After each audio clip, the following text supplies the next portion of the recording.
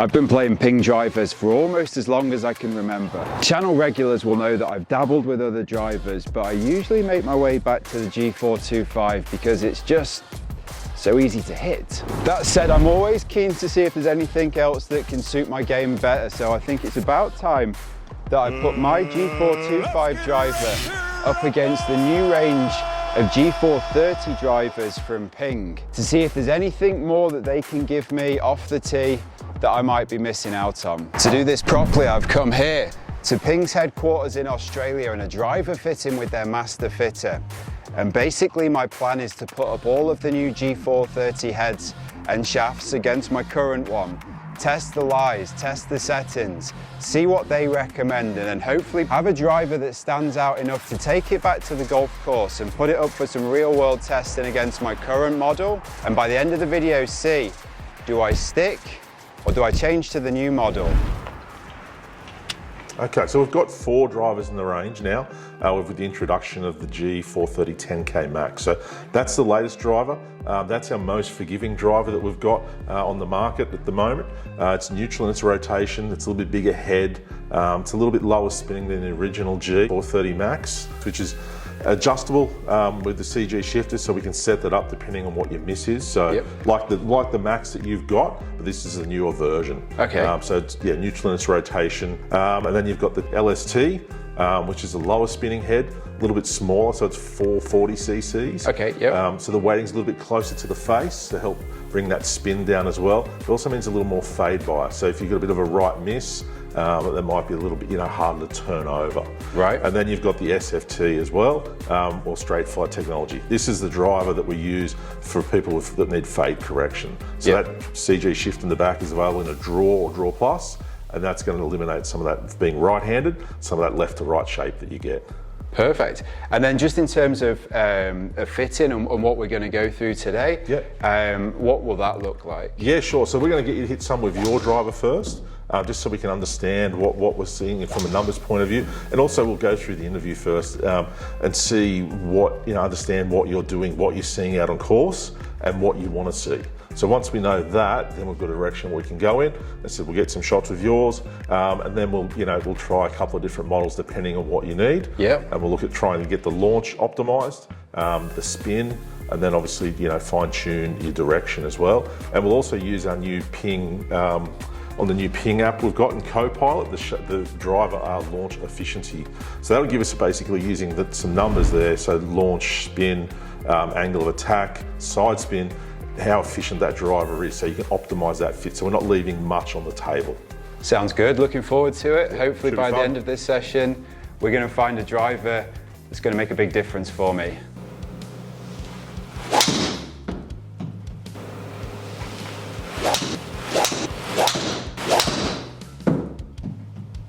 Okay, so I've been through with Gary, I've hit a lot of shots. I've tried all of the different clubs in the G430 range, gone through a bunch of their different shafts and setups to see what's going to suit me.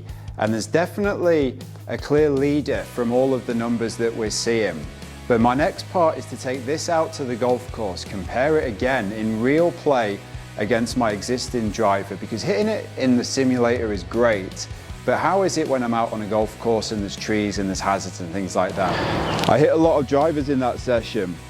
And I also managed to find out through Ping's fitting system that my current driver is 97% optimized to my swing. So in other words, it's not leaving a lot on the table, or as the system's predicted, only a maximum of 1.3 yards. But there's 4 drivers in the Ping G430 range, and I tested all of them. So that's the 10K, the LST, the Max, and the SFT. Lots of shafts and setups, but for various reasons they didn't all suit me, and perhaps surprisingly, the 10K was one of the ones that I didn't get on with. It seemed like because it doesn't have the movable weight on the back that I can put into a draw position, that was actually meaning that I lost some club head speed or didn't pick up as much club head speed through impact. So I didn't get quite the numbers I was looking for on that one. The LST, or low spin technology, was solid, was performing well, but for me I was finding that I was getting a little bit too much side spin on it. So basically I was seeing more left to right in the air than I would want to see from a driver that I'm gaming. So that also didn't make the cut. So that left me with the SFT, and the Max. The SFT is a driver that's primarily designed for people with a big slice, and I think for them it would potentially do a lot of good in terms of straightening that up. And I was enjoying hitting it, but it didn't perform quite as well as the Max. And so for that reason, it's the G430 Max that I brought out with me onto the golf course to test against my original G425, which interestingly enough was also the Max. So I'm going to show you that simulator data in a minute, but basically I've brought them out onto the golf course. I've picked a really narrow hole with a tight landing zone. It's into a little bit of wind because I want to hit a bunch of shots, alternate between the two of them, and see if they perform on the course in the same way that the simulator suggested that they would do. Really get that on-course experience. And also, Paul Marjaram, if you're watching, you'll be pleased to know when I was at the fitting, I got myself a new glove, so we've got rid of that old one for you. So all that data in the simulator told us a bunch about all of the clubs, but in terms of my own original G425, the club head speed was 102.6 miles per hour. Ball speed was 144.8 miles per hour. Spin was 2,868 RPM, and distance was 254.7 yards. And they're the averages across all of the shots I hit with it.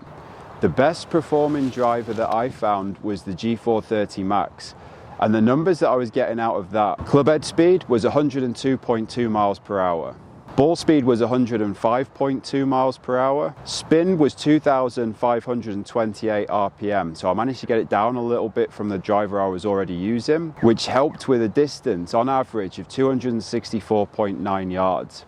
So you see, I think my swing speed and the things that I do with the club are fairly standard.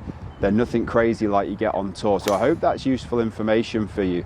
But you have to keep in mind as well that the fitting went through all of the different driver heads, lots of different shafts, lots of different setups to try and find what was working best for me. In terms of what was working best for me, with the Max, I was having a 10.5 degree driver head that has turned down to a 9. And the reason for that for me is in terms of how it looks, it still looks a little bit more open than a standard 9, which suits my eye. It makes me think it's a little bit easier to hit, just how it is for me. In terms of the weight, I've got it all the way round into the draw position. So it's helping me try and close that face. And the shaft is the Tour 2.0, 65 grams stiff. So on paper and based on the simulator numbers, the G430 helped me get the spin down a little bit, which translated into a little bit longer distance on average. The original G425 though had a slightly tighter dispersion, so they were finishing a little bit closer together.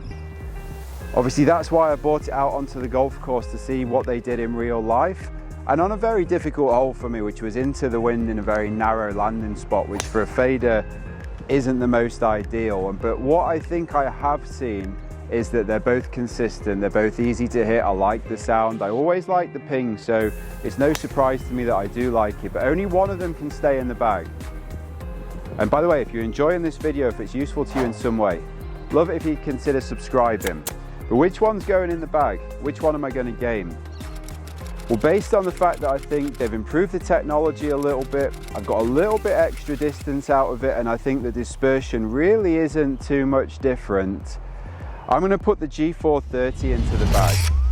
I like it. I feel good looking down at it. I'm confident. It was fun to hit, and it's given me a little bit of excitement to get out there and hit. So all good things there. I will make sure that I take it onto the course and do a course vlog soon. So if you're interested in seeing this get played across 18 holes and see how I get on with it first time out, make sure you're following the channel. Hope you've enjoyed the video. Hope something in this is useful to you, and you see that that fitting process is probably pretty important for all of us. I'll see you again soon.